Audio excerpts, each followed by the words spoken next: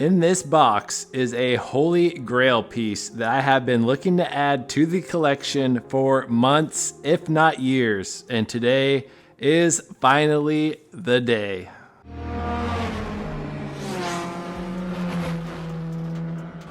And there could not be a better time here to bust out the Fast and Furious unboxing knife. We are going to crack this in together here. As you can see, this is very fragile, or fragile if you do not speak French, but yes, like I said, this is a piece I've been wanting to add to the collection for a long time. I have been searching and searching, trying to find a somewhat decent deal on one, because there are a few that do pop up for sale every once in a while, but not at super great deals. But we found one that I thought was reasonable, and I might have also been growing a little bit impatient, which might be more of the case here.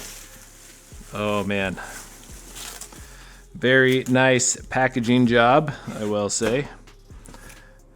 You know, as you buy more and more things online, such as us collectors do, I feel like you come to appreciate some good packaging, you know, especially when it's something you are really looking forward to getting and unboxing. At least you know it was taken care of. Oh man. So I don't know if you guys are getting a little sneak peek yet or not. Here it is. That is right.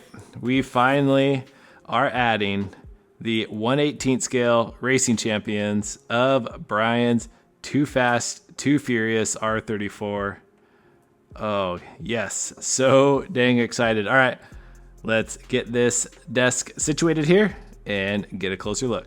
All right, we got all re-situated here, back down on the diorama mat. I was curious, so I went back and looked. My first Racing Champions we unboxed here on the channel was Brian's Supra, and it was April 2024, so almost 2 years ago. And since then, our Racing Champions 118 has expanded quite a bit. I was actually thinking of doing a whole overview of my Racing Champions collection, but I was waiting for this bad boy to come in the mail so we could unbox it and of course add it to the collection. So this one does say Joyride, and then the ERTL, then you can see the RC2. So if you don't know, like, seems like Racing Champions, Joyride, ERTL, RC2, it's kind of basically all the same company. I think they went through like some buyouts, and so there's a ton of this like older Fast and Furious stuff that has all kinds of different branding, but it all basically is the same. So pretty cool. You even have some movie pictures here. But yes, super cool. I am so stinking excited to get this out and add it to the collection. It does look like it maybe had been opened up here before, but that is okay. Okay, let's see if we can slide them out here without breaking anything. Man, if you have not held one of these in person, these have some pretty decent weight to them as well. So yes, it does have opening parts here. The stripes and everything look really nice. This thing could use a little dusting off, but man, you could already see some of the interior details in there with the NOS bottles.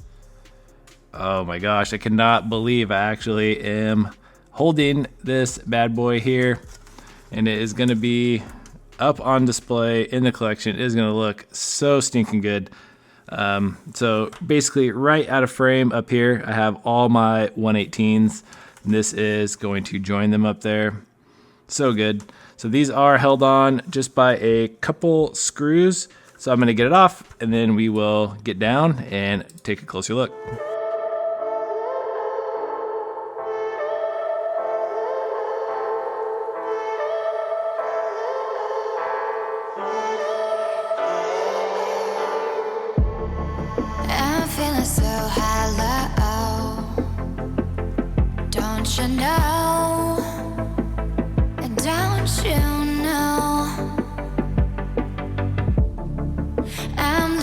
in shadow.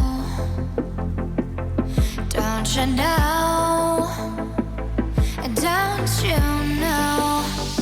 I fell for fools. And I'm sure some of you are like, wow, this guy is way too excited about this 20-year-old diecast car, but I do not even care. I've been looking at these online, watching some review videos and stuff for months and years, like I said previously, and this is definitely a holy grail piece for me in the collection. If you are familiar with these, you know they are hard to come by, and especially in good condition with the box. I mean, just so stinking cool. The level of detail on this is so good. You can see the NOS bottles, you can see the little dash pop up there, the gauges on the passenger glove box, the steering wheel details, just everything in here. Even have the like colored door cards here.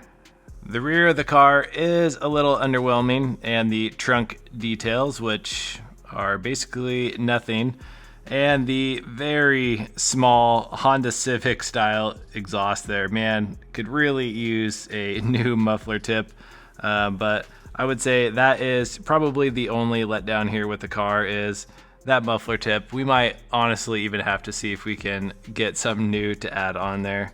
Here's a kind of a close-up look at the wheels. They are movie correct style wheels. They might just be slightly too chrome, but I mean, all in all, looks so good. And we'll come around to the driver's side interior, get a close look. I mean, you can see even the e-brake has like the nice colored shift boot, the Sparco steering wheel, pedals, seat details, just has it all. You can even see some of the other gauges and the NOS bottles poking out over there. And coming around here to the engine bay, you can see the beautiful RB26. You see the air box, the strut tower there, intake manifold, got like the brake booster, radiator, and then I think you can even see like the intercooler, the little NOS fogger system up there. So yeah, for a 20-year-old car that the MSRP was like $16, this is not bad at all. I think I did the like price conversion counting for inflation, and I think it came up to like $21 or something like that. This one does not roll all that great. It was really dusty, so I might need to maybe kind of dig in and just clean it up a little bit. But all in all, everything is here. Everything is intact, which is great. You have like the front windshield wipers, even have the windshield wiper on the back. The wing does feel pretty like delicate, so I am really trying not to mess with that too much. Take a quick look here at the underside, which we have the full exhaust detail. You can even see the engine, the transmission, and it does, trying to do this in a good way, the wheels do steer, which is connected to the steering wheel, which I always thought was a cool function here on these racing champions, and just some other nice little details. But yes, this was basically the last car that I really wanted to add to the collection. There's still a couple more that I wouldn't mind having, but this one was definitely a grail piece. Just one of like the main movie cars, and I just absolutely had to have it in the collection. And there we have it. Hopefully you enjoyed this upload. Man, I was so excited. I was checking the tracking on this thing every single day since I ordered it. Just so excited to get this thing set up and to finally have it in the collection and in the hunt.